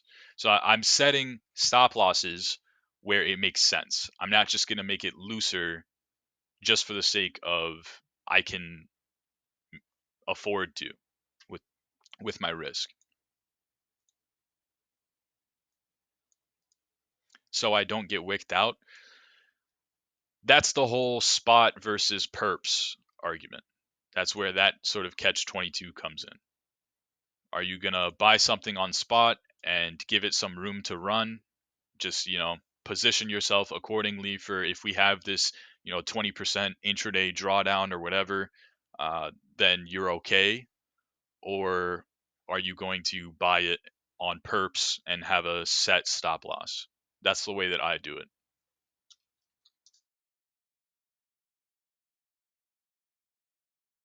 Go back to EOS.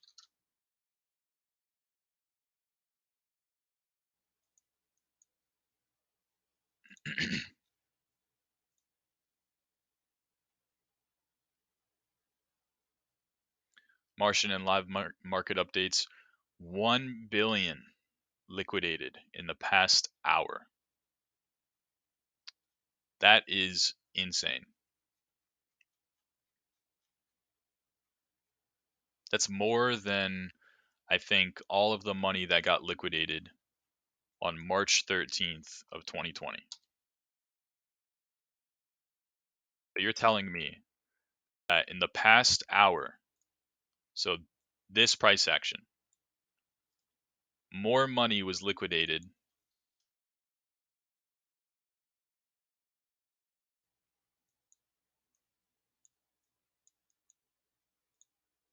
than here.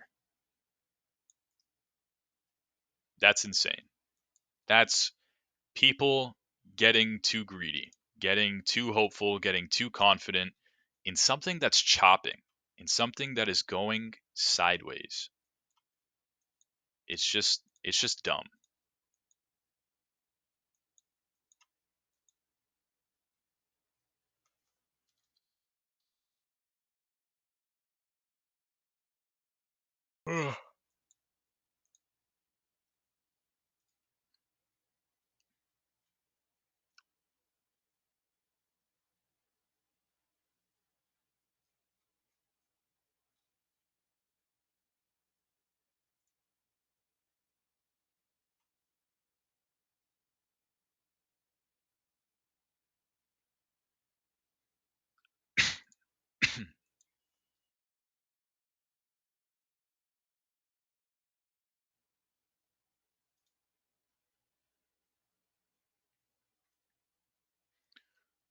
Can you give an example of a good stop loss based on risk management? Um, yeah, so it's all the risk management calculation. So I'd rather just send you this video that I have pre-recorded because don't feel bad. It's a common question. It's literally the most common question. So I sent you a link. It's just a real quick 7-minute video, and you don't even really need the last half of it. It talks about leverage, but if you don't understand leverage, then you can, by all means, watch that too. But the first 3 minutes will answer your question. Oh, okay, great. So yeah, so like for this EOS trade, it's a 14% stop loss, right? And literally before we even entered the trade, we said, hey, don't get wrecked. It's a 14% stop loss. Manage your risk. So manage your risk means it's 14%, but you get to decide how much you lose when you enter this trade. 14% means nothing. It's all relativity.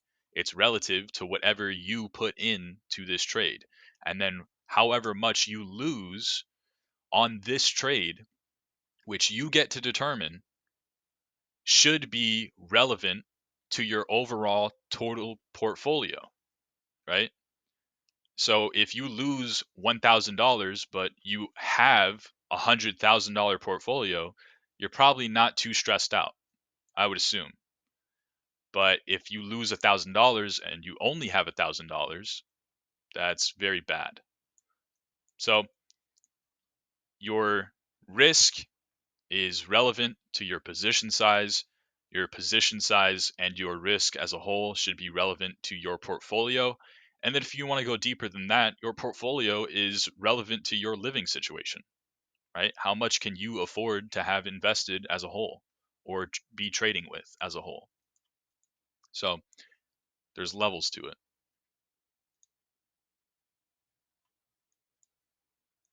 Not financial advice. Can we look at Crow?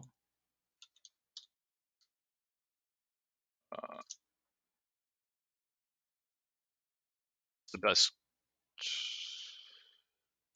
best exchange for this.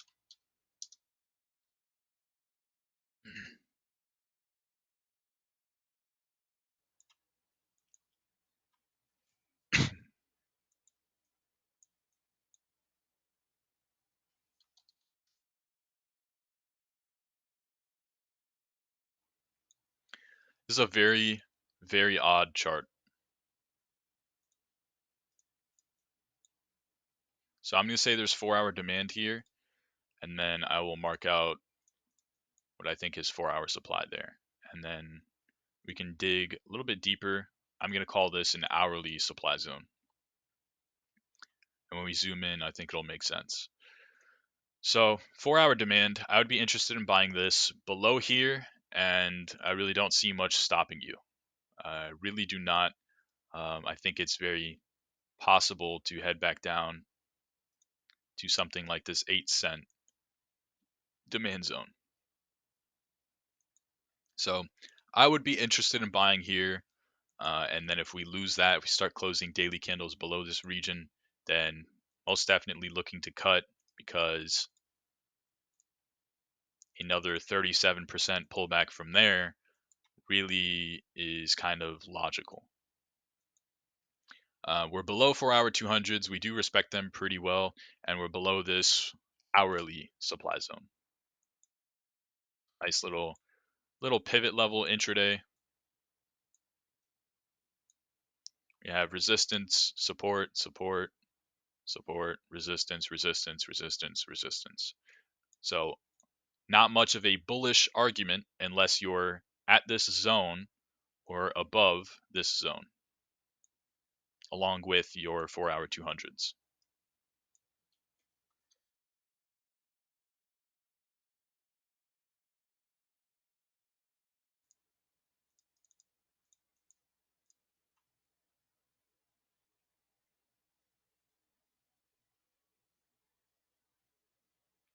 Bell USDT.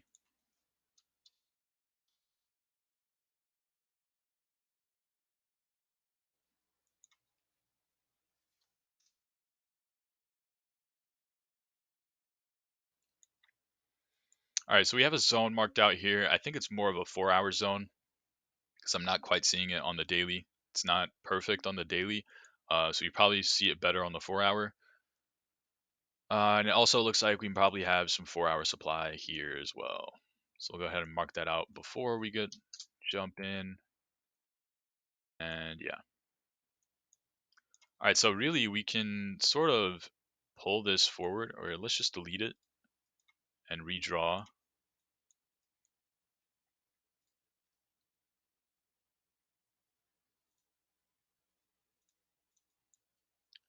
Right, so now we have more relevant price action. That's really all we need.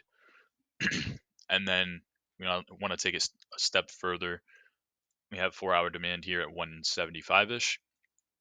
So simply put, just like we trade things level by level towards the upside, we're going to do the exact same thing here, right? We get rejected from here. We're below 4-hour 200s. Seems likely we'll come down into this 4-hour demand zone, $3 roughly. Same thing back here, right? Whether it holds as support or not, who knows? We can throw that up in the air and you can look like a genius, buy the zone, whatever, or maybe it breaks and then from there, level by level, right? Same exact sort of mentality. Level by level, breaks here, loses this zone as support, and we might see the move down into 175-ish, where we have our next 4-hour demand. Actually, might have demand here too. Yeah. All right. So not directly to 175, but 230, and then level by level once again. 230, lose that, then 175.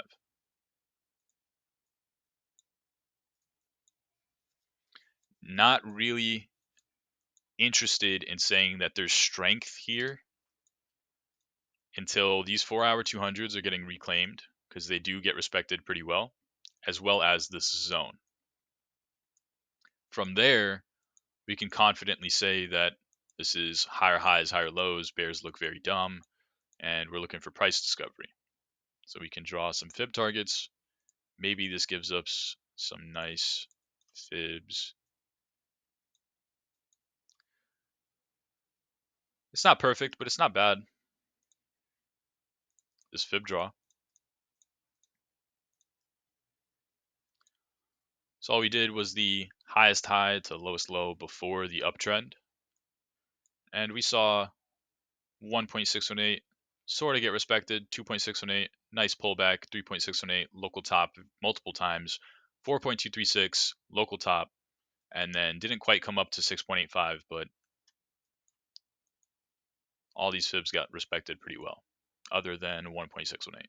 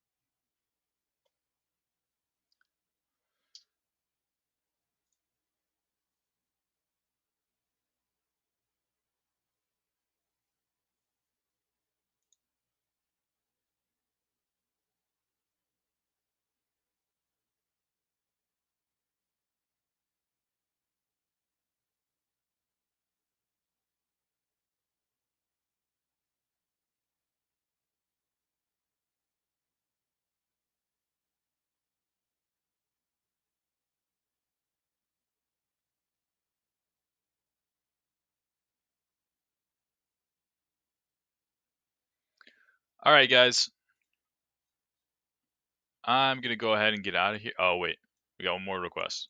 Sorry. FTM USDT. All right. Sorry, I was reading something.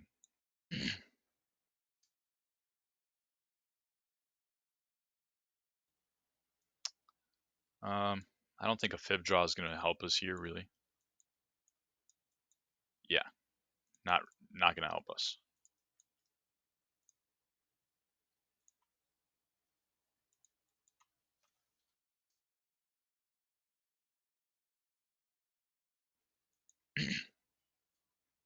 This is an uptrend. We did technically just break the structure. This is a lower low, but you could have said the exact same thing here: lower high, found a higher low before structure continued. So structure technically broke into the downside. I think the lower time frames are really going to give you an answer of how this looks more than the 4 hour. I think just the 4 hour alone tells you that this sort of region is a interesting zone to potentially buy.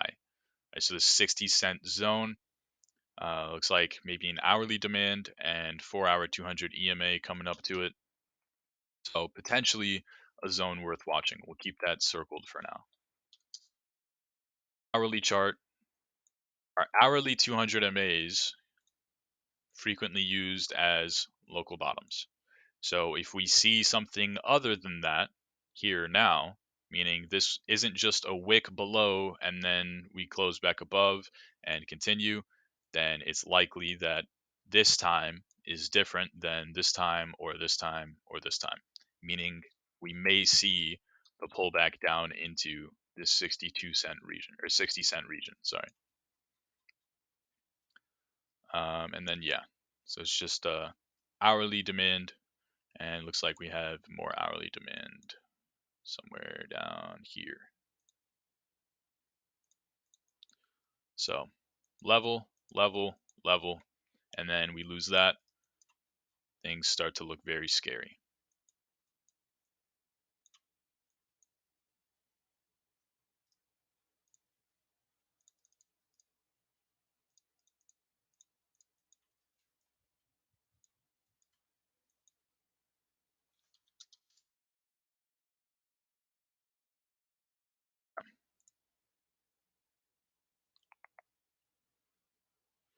Do you ever take into consideration what a coin is doing in reference to USD when trading BTC pairs?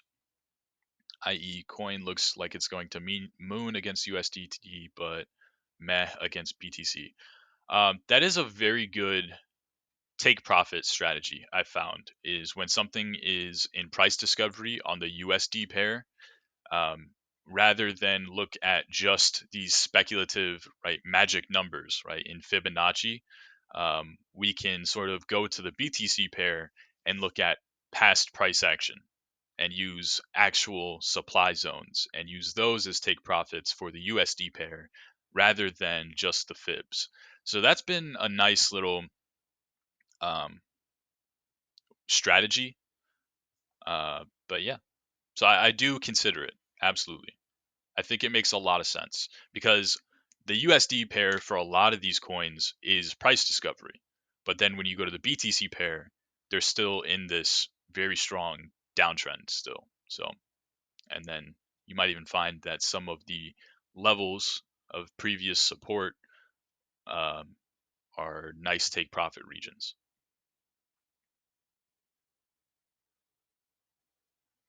Quick look at INJ USDT.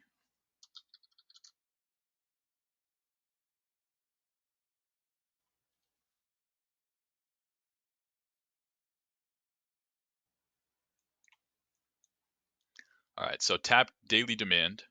Looks like today. Um, we would have had an entry already. So this would have been us being underwater. So probably buying daily demand, and I'm assuming some sort of confluence to go along with it. And yeah, we bought the 4 hour 200s. So we are downtrending into the 4 hour 200s.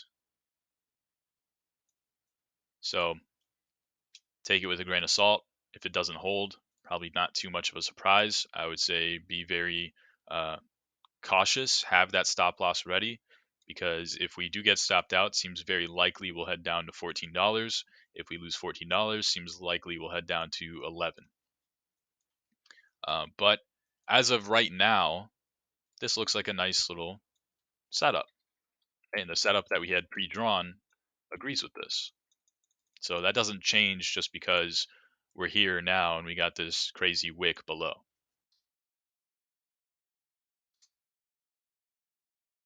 Ideally, the hourly is not downtrending when you're taking this setup because it has a lower probability to actually work out in your favor, right?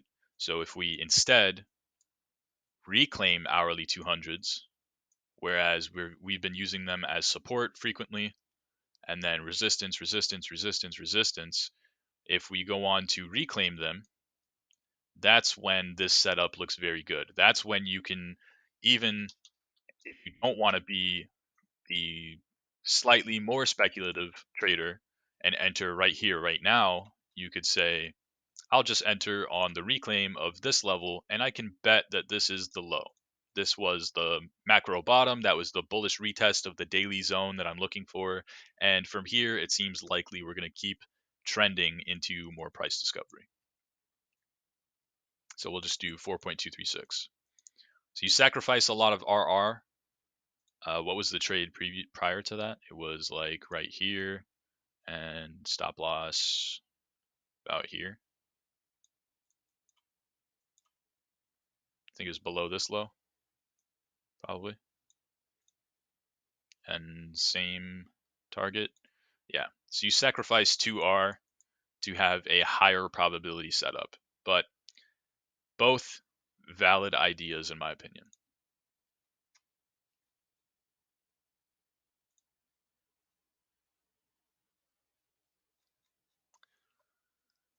All right, guys, I'm going to go ahead and get out of here.